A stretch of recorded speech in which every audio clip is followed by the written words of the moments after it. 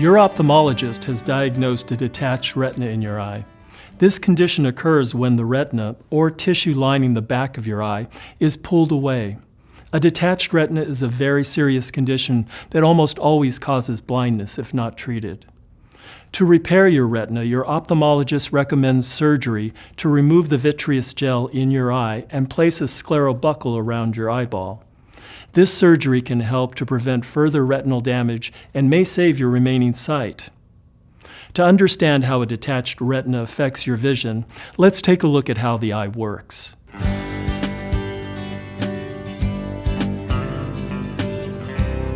Light rays enter the eye through the cornea, pupil, and lens.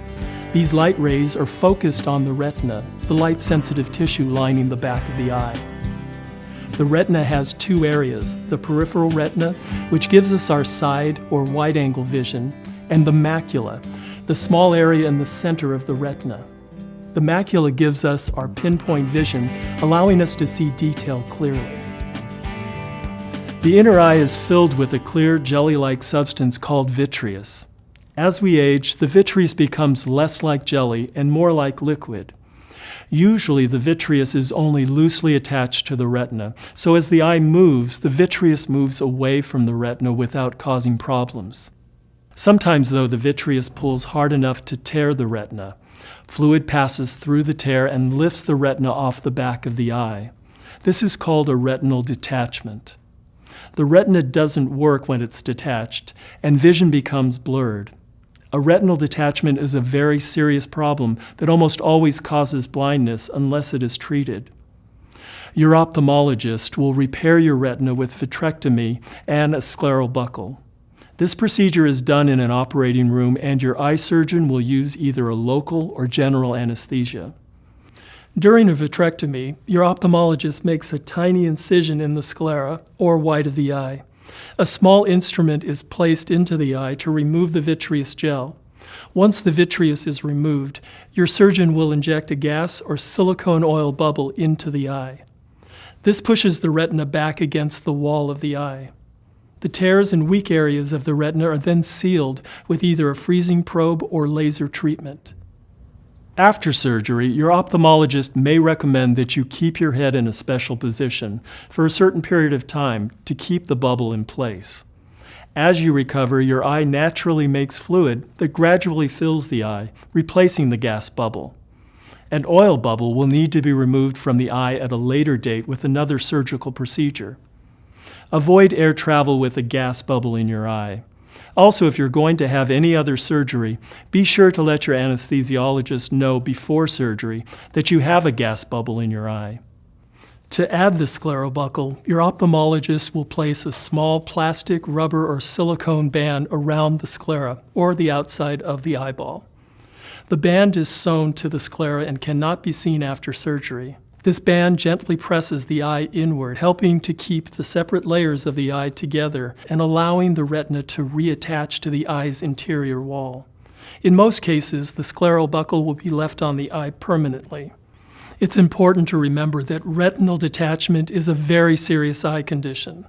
The eye may take several months to fully heal, and your vision may be permanently changed even after healing is complete. The retina is very sensitive tissue, and the damage caused by retinal detachment could result in loss of vision in the eye, even with successful surgery. As with any procedure, there are risks of side effects and complications with vitrectomy surgery and scleral buckle. These may include bleeding, eye infection, another retinal detachment, new or recurring scar tissue inside the eye, double vision, clouding or scarring of the cornea, clouding of the lens of the eye or cataract, a droopy eyelid, increased pressure in the eye called glaucoma, vision loss, and the possible need for additional treatment, including medication and surgery. Also, your eye problem could remain or get worse.